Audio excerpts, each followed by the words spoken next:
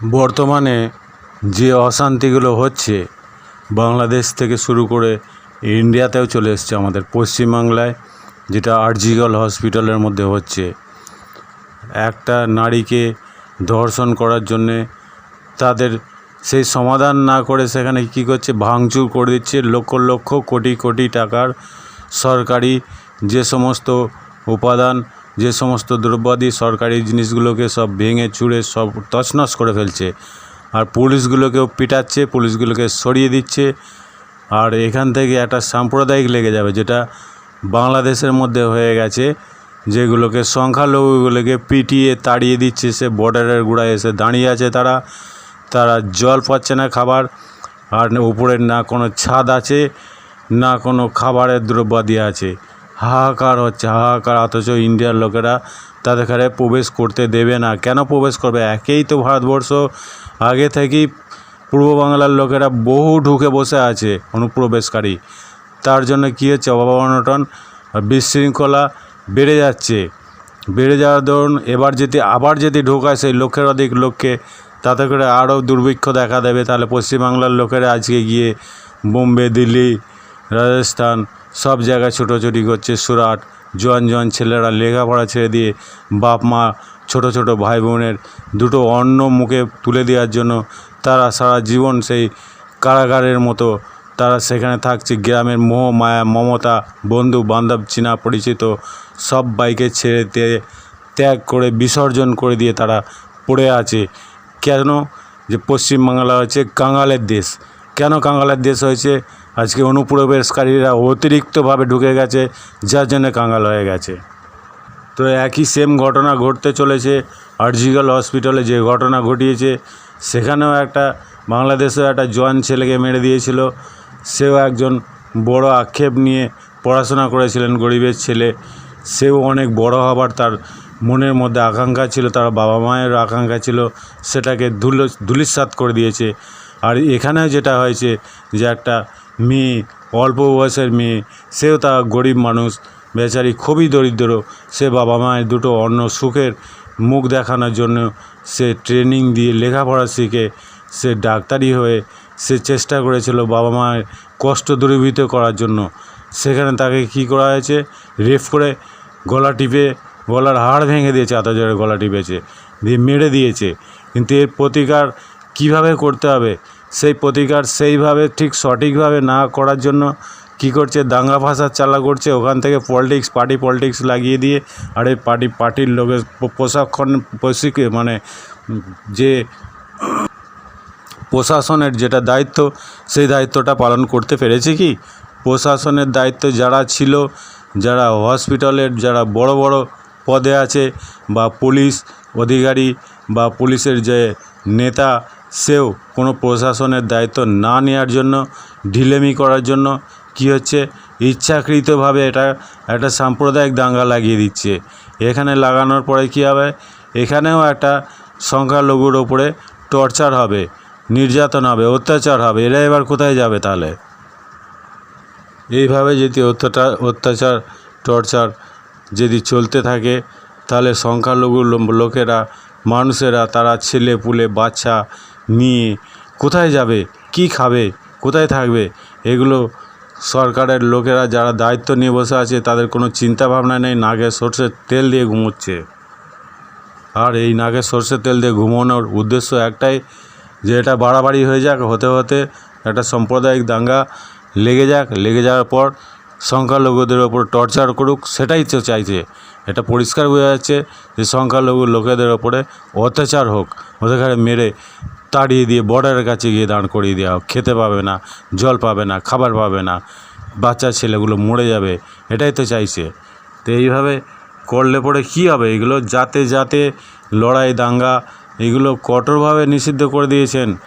স্বয়ং আল্লাহ কোরআনের মধ্যে কঠোরভাবে নিষিদ্ধ করে দিয়েছেন যে যাতে লড়াই করো না। পৃথিবীতে প্রতিনিধি সৃষ্টি করার সময় বলেছিল ফেরেশতারা, এরা তো রক্তপাত ঘটাবে, দাঙ্গা ফাসাদ করবে। আল্লাহ বলেছিল যারা এই বোকার দলের, আমি যা জানি তোরা তা জানিস না।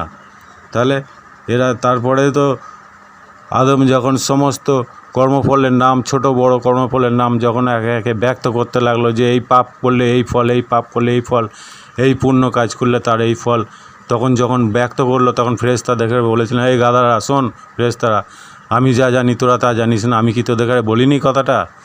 তাহলে এই কথাটা বলিনি কি? তখন তারা ফেরেশতারা বলেছিল যে হ্যাঁ, আপনি যেটা করেন সেটা মঙ্গলের জন্যই করেন। আমি আগের ভিডিওতেও বলে দিয়েছি যে পৃথিবীতে অনেক ধর্ম আছে, শুধু ভারতবর্ষে অনেক ধর্ম আছে, হিন্দুদেরও বহু ধর্ম আছে, 32 কোটি দেবতা আছে, আর মুসলমানদেরও বহু ধর্ম আছে, বহু ফেরকা আছে, 72টা ফেরকা বলে মুখে, কিন্তু তার থেকে অনেক বেশি ফেরকা আছে। কিন্তু যে যার ফেরকা নিয়ে, যে যার ধর্ম নিয়ে উল্লাস হয়ে আছে, কিন্তু কেউ কারো ধর্মকে ছোট করা উচিত নয়।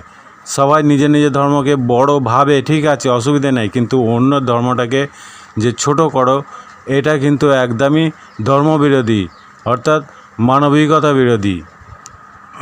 আমার বলার বক্তব্যর উদ্দেশ্য এটাই হচ্ছে যে যে ধর্মই মানুক না কেন, সে প্রত্যেকটা ধর্ম হচ্ছে একটা চরিত্রের লাগাম, সেই লাগাম তাকে ঠিক রাখবে। মামাসি জ্ঞান সে তো করে, প্রত্যেকটা জাতের লোকেরা মামাসি জ্ঞান রাখে, সেটা কোথা থেকে এসছে? প্রত্যেকটা ধর্ম থেকে। অতএব প্রত্যেকটা ধর্ম একই, কেউ ল্যাংটো ঘুরে বেড়ায় না, কেউ মাকে বউ বলে না আর বউকে মা বলে না, তাহলে এখানে মেয়েকেও বউ বলে না, তাহলে এগুলো হচ্ছে ধর্ম।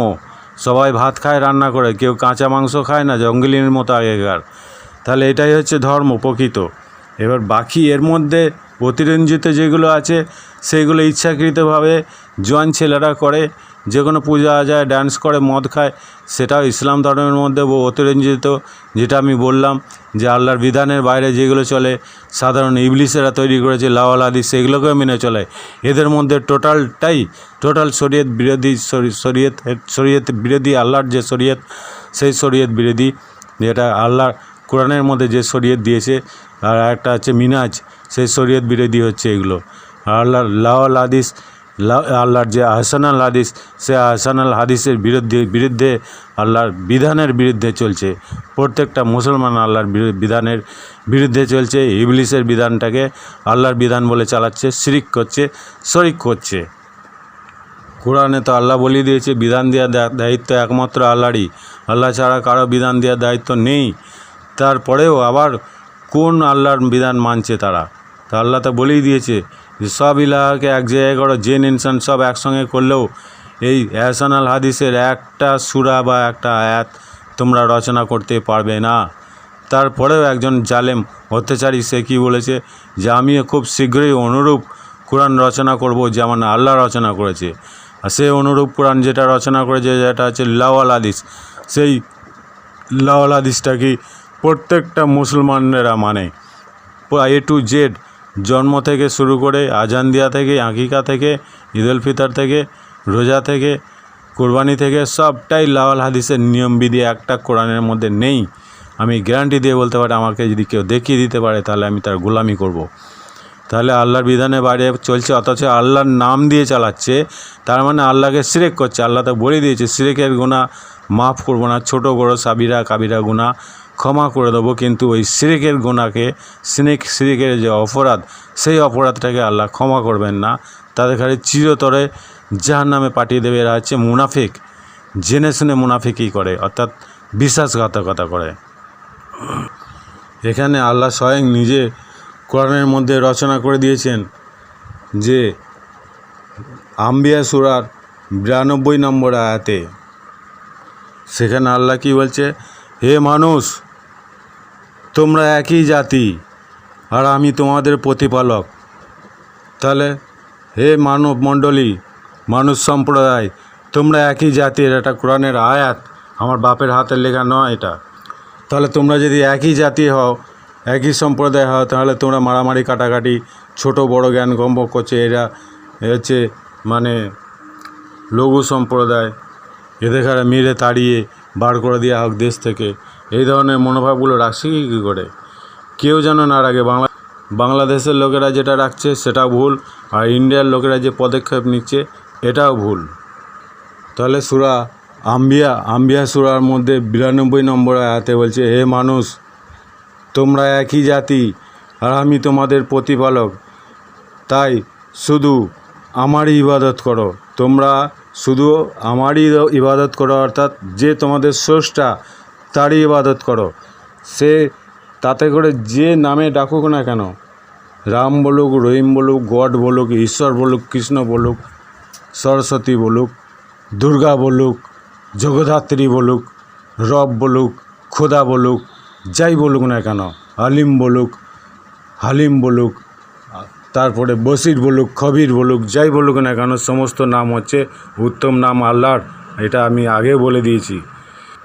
আর সমস্ত ধর্মের নিয়ম বিধিগুলো একই। কেউ ওই ল্যাংটো হয়ে ঘুরে বেড়ায় না, জঙ্গলে বাস করে না, ঘরবাড়ি তৈরি করেই বাস করে।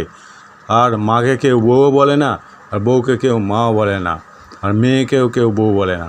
অতএব সবাই রান্না করেই খায়, কাপড় জামা পরেই ঘুরে বেড়ায়, আর সবাইকার মা মাসি জ্ঞান আছে। এটাই হচ্ছে প্রকৃত ধর্ম। তাহলে সব ধর্ম তাহলে একই হচ্ছে না আলাদা হচ্ছে? তাহলে এগুলো কেউ কি পুকুরের জল খায়? সবাই তো পাতালের জল খায়। পুকুরের জল আজকাল কেউ খায় না, পশুরা ছাড়া। তাহলে পুকুরের জল আগের যুগে লোকেরা তখন পাতাল থেকে পানি বা জল বার করতে পারতো না, সেই জন্য খেত, কিন্তু এখন তো আর কেউ খায় না। অতএব সমগ্র মানব জাতি একই জাতি। আল্লাহ স্বয়ং নিজে বলছে যেটা, সেটা হচ্ছে আম্বিয়া সূরার 92 নম্বর আয়াত। সেই জন্যে এই শিক্ষামূলক বিষয়গুলো যদি কেউ জোর জবরদস্তি তর্ক বিতর্ক করে এবং শিক্ষককে চাবুক মারার মতো চাবুক মেরে, তাকে কথাতে যদি চাবুক মেরে শিক্ষা নিতে আসে, সে মাদরামি করে। কারণ কোরআন শিক্ষা আল্লাহ দেন। সূরা রহমানে বলছে করুণাময় আল্লাহ শিক্ষা দিয়েছেন কোরআন। তাহলে করুণাময় আল্লাহ শিক্ষা দিয়েছেন কোরআন। তাহলে আল্লাহ তো ডাইরেক্ট আকাশ থেকে এসে মুখে কানে মুখ দিয়ে তো বলে না। তাহলে আল্লাহ বলছি এতুল্লাহ এত রসুল, আমাকে স্মরণ করতে গেলে আমার রসুলকে স্মরণ করতে হবে। তাহলে রসুলের মুখ দিয়ে বলায়, আর সেই রসুলকে যদি চাবুক মেরে যদি কেউ শিক্ষা নেয়, রাগিয়ে দিয়ে মাথা গরম করে তাকে অত্যাচার করে তাকে বিরক্ত করে, তার উপরে মানে টর্চার করে যদি কেউ শিক্ষা নেয়, যেটা শিক্ষার দেওয়ার নিয়ম, কোরআন শিক্ষা দিতে বলেছে, কোরআন শিক্ষা দেবো। পাঠশালা খুলে ভাষা শিক্ষা দেওয়ার জন্য নয়। রসুলকে পাঠশালা খুলে ভাষার শিক্ষা দেওয়ার জন্য, তার জন্য ইউনিভার্সিটি, কলেজ, স্কুল, বিদ্যালয় অনেক কিছু আছে, বা অনেক জ্ঞানী জ্ঞানী শিক্ষিত লোক আছে, তাদের সংস্পর্শে থাকলে অলরেডি ভাষা শিখে যাবে। কিন্তু তাই বলে এই নয় যে রসুলকে বিরক্ত করে ভাষা শেখো। রসুলের কাছ থেকে রসুলকে বলেছে স্পষ্ট পৌঁছে দেওয়া শুধু তোমার দায়িত্ব। সে মানলো না মানলো তার জন্য তুমি তোমার নিজের জানটাকে বার করে দিও না, নিজের জীবনকে হত্যা করো না। এটাই আল্লাহ কোরআনের মধ্যে বলেছে। আগের ভিডিওতে আমি এটা বলে দিয়েছি, এখন আর বললে বেড়ে যাবে ভিডিও। তাহলে এগুলোকে মানতে হবে, মানে একদম ঠান্ডা মস্তিষ্কে, সুস্থ মস্তিষ্কে বুঝে নিতে হবে এবং মেনে নিতে হবে, এবং শান্তিতে সব দেশের লোকেরা যেন শান্তিতে, বাংলাদেশি হোক আর ইন্ডিয়ায় হোক, শান্তিতে জীবনযাপন করতে হবে। তাই জন্য এই নয় যে মারামারি, দাঙ্গা ফাসাদ ঘটিয়ে যে সংখ্যালঘু লোকগুলোকে মেরে তাড়িয়ে দেওয়া হোক। সেটা যে সংখ্যালঘুই হোক না কেন, সংখ্যায় যারা বৃহৎ, তারা যদি এইভাবে আজকে অত্যাচার করে, তারপরে দেখা যাবে একদিন হয়তো প্রাকৃতিকের ফল বাতাসে নড়ে যায়, অত সহজ নয়। ঈশ্বরের ফল বাতাসে নড়ে যায়, ঈশ্বরের কল বাতাসে নড়ে যায়। তারপরে যদি এই সংখ্যালঘুরা যদি বৃহৎ হয়ে ওঠে, ঘুরিয়ে তাদের কাছে যদি আবার টর্চার অত্যাচার করতে আরম্ভ করে, এটা তো করবেই একদিন। আজকে গরুকে আমরা কেটে খাচ্ছি, আমাদের যে মুসলিম সমাজ, গরু বৃদ্ধি হচ্ছে কেন, ঘোড়াকে কেটে খায় না? ঘোড়াও তো চতুষ্পদ জন্তু, গৃহপালিত পশু, তোমাদের জন্য হালাল করে দেওয়া আছে, বোঝা বয়ে নিয়ে যাবে। তাহলে ওকে কেন কেটে খাচ্ছে না? কুকুরও তো গৃহপালিত পশু, বিড়ালও তো গৃহপালিত পশু, এইগুলোকে তো কেটে খাচ্ছে না। এদের ওপর যে গরুগুলোর ওপর অত্যাচার করছে, যারা অত্যাচার করছে, কী হচ্ছে? গরুর বৃদ্ধি পাচ্ছে।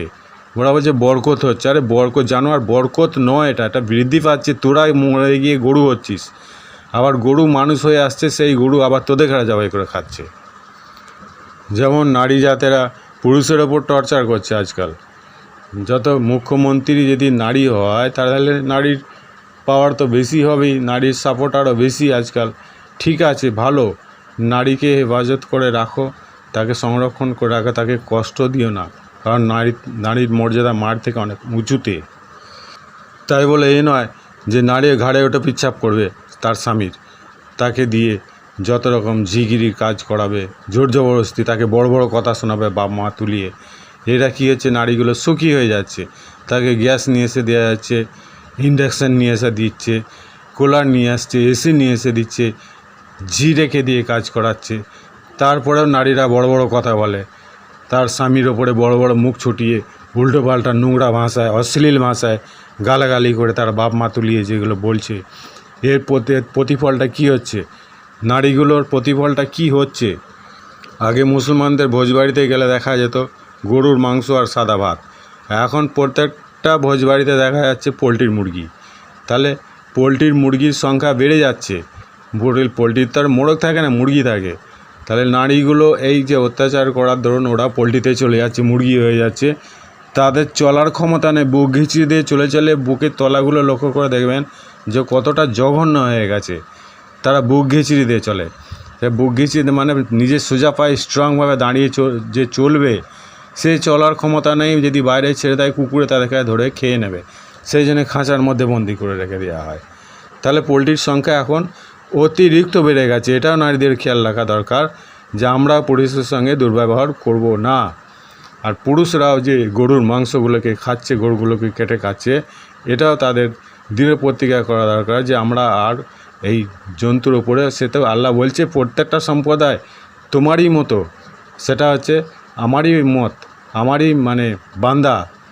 তার যখন মৃত্যুর সময় আমি তার জীবন বার করে আমি তাকে ওই নরক থেকে রেহাই দিই, আমি আমার বান্দাকে নরক থেকে রেহাই দিই।